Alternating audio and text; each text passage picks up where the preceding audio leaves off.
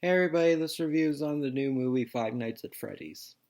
So the plot of this movie is this guy named Mike Schmidt, played by Josh Hutcherson, is a mall security guard who gets sent to a guidance counselor because he assaulted a man who thought he was a kidnapper because he was with a child. So as his kind of punishment, he gets sent a new job as a security guard at an abandoned pizza place called Freddy Fazbear's Pizza, which is a children's pizza place similar to Chuck E. Cheese. And he finds out that there's these animatronics that come to life during the night, and he finds it really creepy. And he finds out from another cop played by Mary Stuart Masterson that they're possessed by children, and so he runs around and Mike even brings his little sister along, and things get pretty spooky as they run around and they try to defend themselves from these psychotic robots.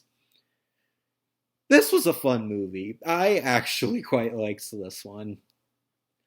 I don't really have a history with Five Nights at Freddy's, but I know enough about the games. I pretty much only know the superficial stuff. It's you just watch security cameras at this children's pizza place, and once in a while an animatronic comes up and goes. That's really all I know, but that's kind of what you get here. And you know what? For a movie, I think it translated pretty well, at least from the stuff I know about the games. I don't know if the games have any actual lore or anything, but I thought this was pretty good for a film based on Five Nights at Freddy's. And yeah, unlike what people say, lots of people say that this movie underutilizes the animatronic characters. I disagree, because I thought they were in the movie a really good amount.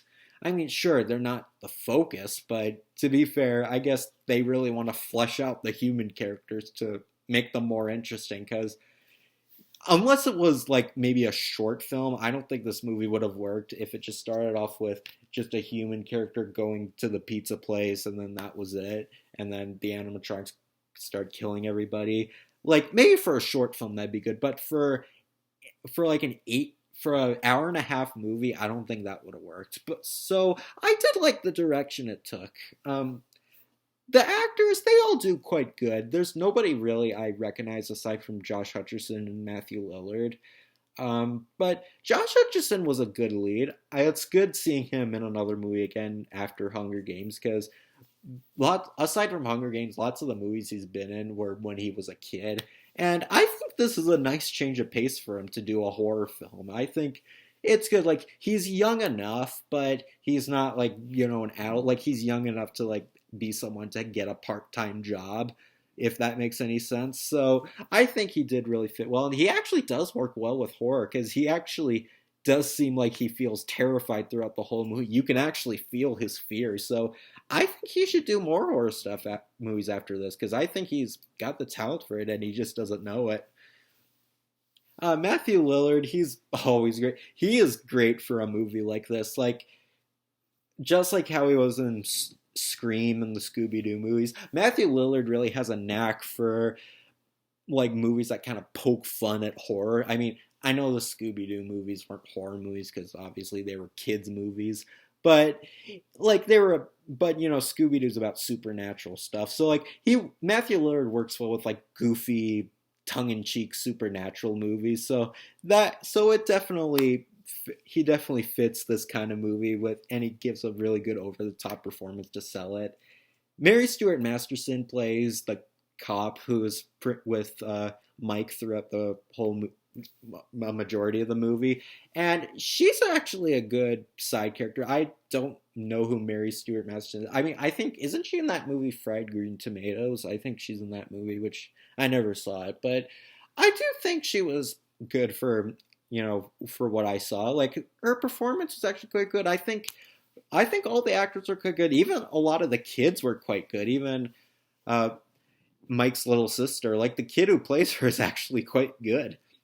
The practical effects were really good. I really give this movie props for using practical effects for the animatronics, because it would have been way too obvious to use CGI, because because you know Hollywood now, they want to show off their technology. But I think the practical effects for the animatronics were amazing. Like they really look run down and beat up. Well, not super beat up, but you know what I mean. They look kind of wonky, and it really gives you the feel of the atmosphere. And I really do think they were translated really well. They look really game accurate because from like the stuff I've seen at Five Nights at Freddy's, they got the designs down 100%. Like they looked incredible. And the one problem though I have with this movie, I think the biggest problem is there's a subplot about Mike and his brother, and it kind of goes nowhere.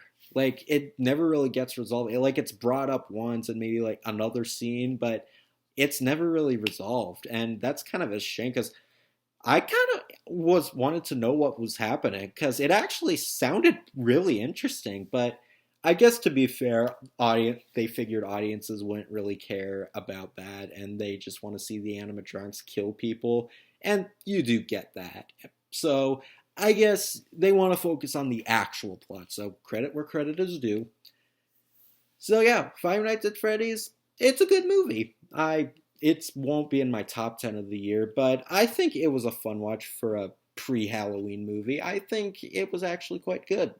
If you want to see a movie on Halloween tomorrow, I think this is a good one to check out. It's not incredibly scary. Like, I mean, I wasn't expecting this movie to be that scary from the trailers, probably because I've seen a good amount of horror movies that are kind of like this, so maybe that's why I didn't really feel that terrified. But it's fun. Like if you just want a fun B movie esque style movie in the modern days, I think this is a good one to check out. So I do recommend it. Okay, and the trailers I got were Hunger Games: Ballad of Songbirds and Snakes. Still looking forward to this one. I think this will be quite interesting to see how the Hunger Games all played out. So, yeah, I will definitely see this next month, or if not, maybe then whenever I can. So, I really hope I'll see this on the big screen, though. I definitely won't miss it. Uh, I got Dream Scenario. This one might be kind of funny. It's a new Nicolas Cage movie where he's this therapist and a bunch of people are telling him that he is appearing in their dreams, which is kind of a funny idea, but hey, it seems interesting, so I'll probably check it out. If not, maybe I'll just stream it, but I think I'll check it out. It's good to see Nicolas Cage do some movies again. I really liked Unbearable Weight of Massive Talent and Renfield, so it's good to see Nicolas Cage do some, kind of goofy films, intentionally goofy ones. So, yeah, it looks pretty good.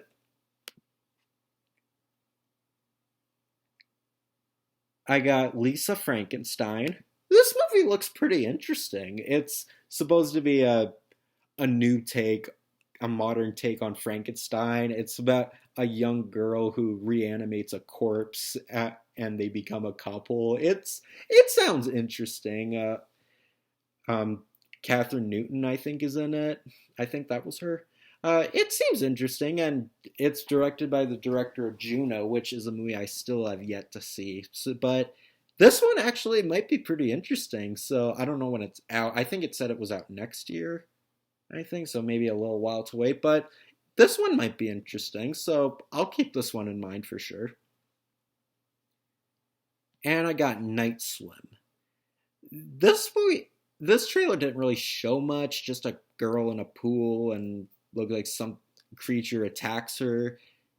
Kind of maybe another one of those Jaws ripoffs, but it could be interesting. So I won't judge too quick from a teaser trailer. So yeah, maybe I'll check it out when next year. I mean, maybe it could suck, but I guess you never know. So yeah, Five Nights at Freddy's, it's actually pretty good. It's pretty cheesy and kind of dumb, but that's really the point.